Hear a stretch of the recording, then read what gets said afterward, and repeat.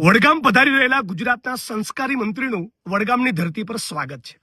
મને મળેલી માહિતી પ્રમાણે પોલીસ સ્ટેશનના ક્રીડાંગણ અને સાથોસાથ પુસ્તકાલયના ઉદ્ઘાટન માટે માનનીય ગૃહમંત્રી વડગામ પધારી રહ્યા છે।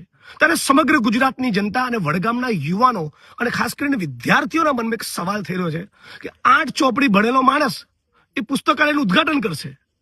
તમે જે વિદ્યાર્થીઓને પુસ્તકાલયની દુનિયામાં લઈ જવાની વાત કરો છો એમના મનમાં એવો સવાલ નહીં થાય ભાઈ તમે પોતે કેટલું ભણેલા છો। સવાલ નંબર 2, આ વિદ્યાર્થીઓને, આ યુવાનોને અને વડગામની જનતાના મનમાં એવો સવાલ ચાલી રહ્યો છે, સોશિયલ મીડિયામાં સતત લોકો પૂછી રહ્યા છે કે તમે એ જ માણસ છો ને જેણે થોડાક સમય પહેલા કોકના ટાંટિયા તોડવાની વાત કરી હતી। આ ટાંટિયા તોડવાની વાત કરનાર વ્યક્તિ એ નવી પેઢીના વિદ્યાર્થીઓને, યુવાનોને સંસ્કાર પીરસશે, એમને પુસ્તકાલયોની દુનિયામાં લઈ જવાની વાત કરશે। આ વડગામના લોકો સતત એક સવાલ પૂછી રહ્યા છે કે અમારા એના ખેડૂતોના દેવા ક્યારે માફ થશે। તમે નાયબ મુખ્યમંત્રી શ્રી વડગામ આવી રહ્યા છો તો વડગામની જનતાને જાહેરમાં વચન આપો કે આવતા 30 દિવસમાં વડગામ વિધાનસભાના એક ખેડૂતના, જગતના તાતના તમામ દેવા માફ થઈ જશે। પૂછો તો ખરા, કમોસમી વરસાદના કારણે 2-3 હજારનું નુકસાન થયું છે કે કેટલાક ખેડૂતોનું લાખોમાં નુકસાન થયું છે? એનો સવાલ તો જરા તમે પૂછો વડગામના ખેડૂતોને। ત્યાં જઈને દેવી પૂજક, માજી રાણા, દલિત, ઠાકોર, આ સમાજના મોહલ્લામાં જઈને એ તો પૂછો કે તમારી કેટલી બહેનો દારૂના કારણે વિધવા બની છે। આ વિધવા બહેનોની આંખના આંસુ કોઈ દિવસ જોયા છે?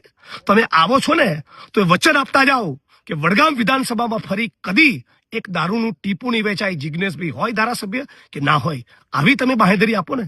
બાજુમાં જ થરાદ આવ્યું, ત્યાં શિવનગરનો પણ આંટો મારજો। એ શિવનગરની બહેનો વડગામથી ખાસ દૂર નથી, ત્યાં પણ કહેજો કે ખરેખર તમારે ત્યાં હોમ ડિલિવરી થાય છે એવી તમે જે વાત કરી એ વાત સાચી છે? મળતા તો આવો, પૂછો તો ખરા એ મા બાપને જઈને કે જેમના દીકરાઓનો ડ્રગ્સનો સ્ટોક નહીં મળવાના કારણે નર્મદાની કેનાલોમાં ઝંપલાવીને એમણે સુસાઇડ કર્યું। 25 વર્ષથી વડગામ વિધાનસભાના સર્વ સમાજના ખેડૂતો સતત બોલી રહ્યા છે કે નર્મદાના પાણી, નર્મદાના નીર મુક્તેશ્વર ડેમના કર્માવત તળાવમાં ક્યારે આવશે?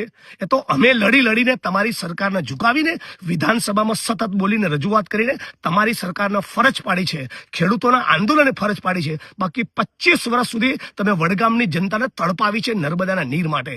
હવે પાઇપો નાખી છે, કહેતા જાઓ કે કઈ તારીખ સુધીમાં ત્યાં નર્મદાના નીર મુક્તેશ્વર ડેમના કર્માવત તળાવમાં આવશે।